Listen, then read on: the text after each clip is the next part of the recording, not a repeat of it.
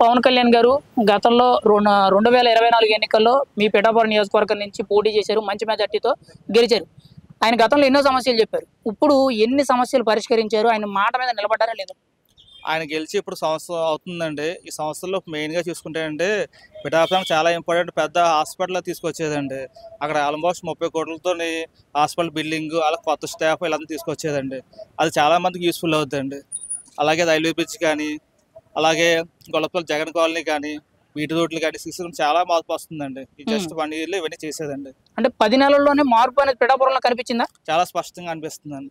ఏ మూలకెళ్ళినా కూడా సీసీ రోడ్లు పడ్డాయండి. ప్రతీది కూడా బీటీ రోడ్లు పడ్డాయండి. లైక్ పిఠాపురం, సామర్లకోట, పిఠాపురం, కొత్తపల్లి ఏ మూలకెళ్ళినా రోడ్లు పడ్డాయండి. అదైతే చాలా విజిబుల్ మార్పు అండి. మంచినీటి సదుపాయాలు ఎలా ఉన్నాయండి పిఠాపురంలో? పిఠాపురం ప్రత్యేకించి 10 కోట్లు శాంక్షన్ చేసి పైప్ లైన్‌ని మార్చాలి. అంటే ఎప్పటి నుంచో 50 సంవత్సరాలు ఓల్డ్ పైప్ లైన్స్ ఉన్నాయండి. అవన్నీ మార్చడానికి 10 కోట్లు శాంక్షన్ చేసేదండి.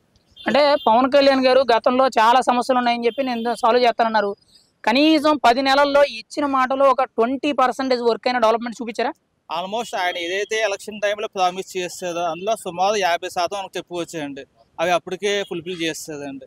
ఇప్పటి వరకు చూసుకుంటే సుమారు 175 కోట్లు ఆయన మనకు శాంక్షన్ చేసేదండి. మెయిన్‌గా రైల్వే బ్రిడ్జ్ కానీ, హాస్పిటల్ కానీ, గొల్లపల్లి జగన్ కాలనీ కానీ, అలాగే బీటీ రోడ్లు, సీసీ రోడ్లు చూసుకుంటే చాలా మంచి మార్పు కనిపిస్తుందండి. ఇప్పుడు మేము తాజాగా గతంలో విన్నామండి. ఇక్కడ లోకల్‌గా కాలేజీలు, స్కూల్‌లు ఏవైతే ఉన్నాయో ఇక్కడ గంజాయి, బ్లడ్ బ్యాచ్ అనేది ఎక్కువ అవడం వల్ల పోలీసులు ప్రత్యేకించి కూడా పెట్రోలింగ్ పెట్టి వాళ్ళందరినీ కూడా కంట్రోల్ చేయడం జరుగుతుంది. ఇవన్నీ జరుగుతున్నాయంటారా? మీడియాలో ప్రచారం జరుగుతుంది. మనకి స్కూల్స్ కానీ, కాలేజీలో కూడా డ్రగ్స్ అనేది చాలా వరకు బాగా స్ప్రెడ్ అయిపోయిందండి. సో దాన్ని కంట్రోల్ చేయడానికి కళ్యాణ్ గారు చాలా స్ట్రిక్ట్‌గా చెప్పారండి పోలీసులకి. ఆయన చెప్పిన తర్వాత చాలా యాక్షన్ తీసుకున్నారండి. పోలీస్ పెట్రోలింగ్ కానీ, అలాగే అవేర్‌నెస్ క్యాంప్స్ కానీ, అలాగే డ్రోన్స్ యూజ్ చేసి కూడా వాళ్ళు చెక్ చేసి ఇవన్నీ చేస్తుందండి. అది కూడా చాలా మంచి మార్పు అండి. ఇప్పుడు ఓపెన్‌గా అడుగుతున్నానండి. గత 5 ఏళ్లలో ఎలా ఉంది? ఇప్పుడు ఈ 10 నెలల్లో ఎలా ఉంది? మనం చూసుకుంటే గత 5 ఏళ్ళకి ఎప్పుడు చూస్తే పెద్ద పెద్ద సమస్యలు ఎప్పుడు సాల్వ్ అవ్వలేదండి. జస్ట్ సీసీ రోడ్ లేడు. అయ్యే ఉన్నాయి తప్పండి ఈ హాస్పిటల్ గురించి కానీ, పెద్ద పెద్ద విషయాలు ఎప్పుడు వాళ్ళు పట్టించుకోలేదండి. ఇప్పుడు ఓపెన్‌గా అడుగుతున్నానండి. ఒకవేళ ఇక్కడ పవన్ కళ్యాణ్ గారు గెలవలేదు. వంగ గీత గారు గెలిచాడు అనుకోండి. పరిస్థితి ఎలా ఉంది? గత 30 సంవత్సరాలుగా 40 సంవత్సరాలకి ఏముందో అదే కంటిన్యూ అవుతుంది తప్పండి. కొత్తగా వచ్చిన మార్పు ఏం కనపడదండి. ఒక పాడ కనిపించదు, ఒక హాస్పిటల్ కనిపించదు, ఒక రోడ్లు కనిపించదు.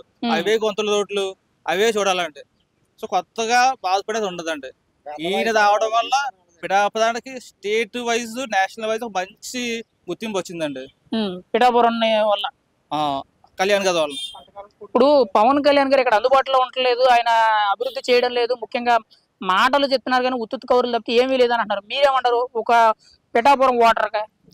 పిఠాపురం వాసుకి ఏం చెప్పాలంటే ఆయన ఇక్కడ లేకపోయినా ఆయన మనస్సు, ఆయన ఆలోచనలు ఖచ్చితంగా ఇక్కడ ఉంటాయండి. చిన్న చిన్న ఇష్యూస్ కూడా ఆయన సాల్వ్ చేస్తున్నారండి. అందువల్ల మాకు అలాంటి ఫీలింగ్ ఎప్పుడు రాలేదు. ఎందుకంటే ప్రతి ఇష్యూని ఇన్ఛార్జ్ గారు ఆయన దాకా తీసుకెళ్తున్నారండి. సో చిన్న చిన్న ఇష్యూస్ కూడా చాలా స్పీడ్గా రెస్పాన్స్ వస్తుందండి.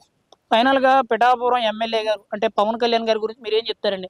ఆయన గతంలో 100 మాటలు చెప్పారు. 100 మాటల్లో ఎన్ని చేశారు అనేది పక్కన పెడితే ఆయన విధి విధానాలలో రాజకీయం ఎలా ఉంది, ఆయన నడవడిక ఎలా ఉందండి?